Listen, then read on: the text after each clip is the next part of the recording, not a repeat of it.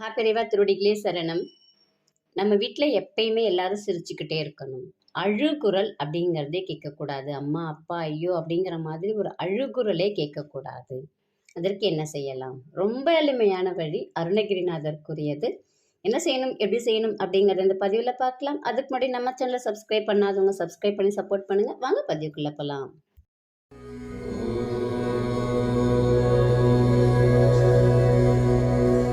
பூலோகத்தில் ஏதோ ஒரு காரணத்துக்காக தான் ஜனிச்சிருக்கோம், பிறந்திருக்கோம் இல்லைங்களா?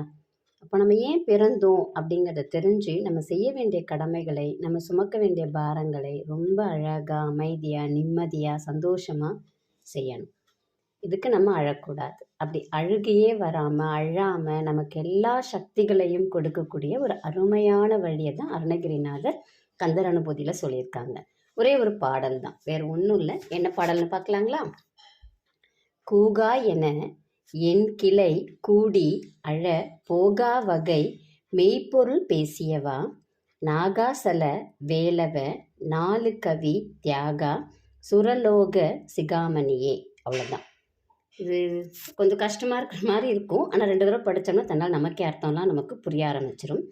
கூகா அப்படின்னு சொல்கிறது அழறது, ஓலமிட்டு அழறது. ஐயோ கடவுளே, அம்மா அப்பா ஏன் எனக்கு இந்த சோதனை, என்னை ஏன் இப்படி படைச்ச அப்படிங்கிற மாதிரி நம்ம எதையுமே பேசக்கூடாது.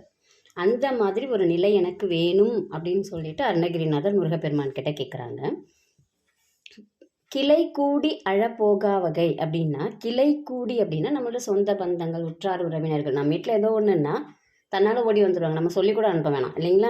தன்னால் ஓடி வந்து நமக்கு ஆறுதல் சொல்கிற மாதிரி இன்னும் 10 பேருக்கு நம்மளுடைய பிரச்சனையை சொல்லிட்டு இருப்பாங்க. அந்த மாதிரி ஒரு சூழ்நிலை எனக்கு வரவே கூடாது. நீ தான் மெய்ப்பொருள், நீ தான் உலகம், நீ தான் அரசன், எல்லாமே நீ தான் அப்படின்னு சொல்லிட்டு சொல்கிறார்.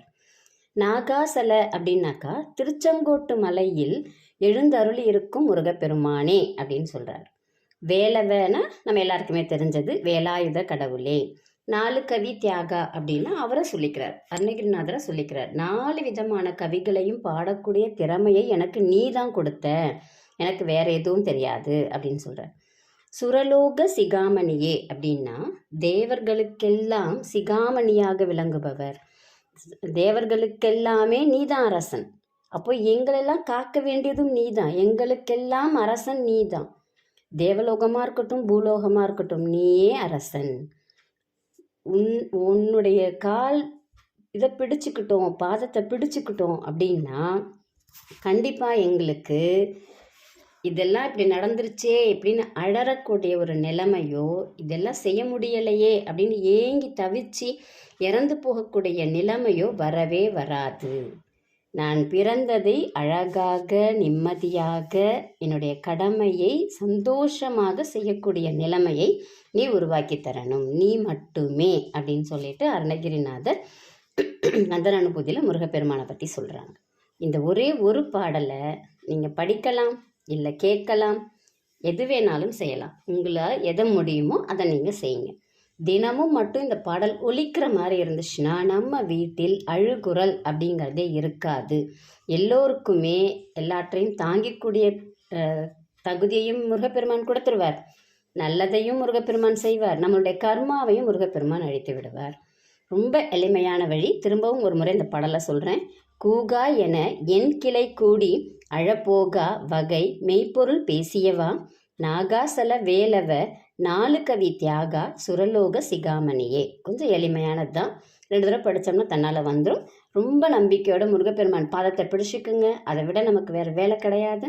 முருகப்பெருமான் நம்மளுடைய எல்லா குறைகளையுமே நீக்கி விடுவார். நம்பிக்கையோடு செய்து பலனடையுங்க. நன்றி, வணக்கம்.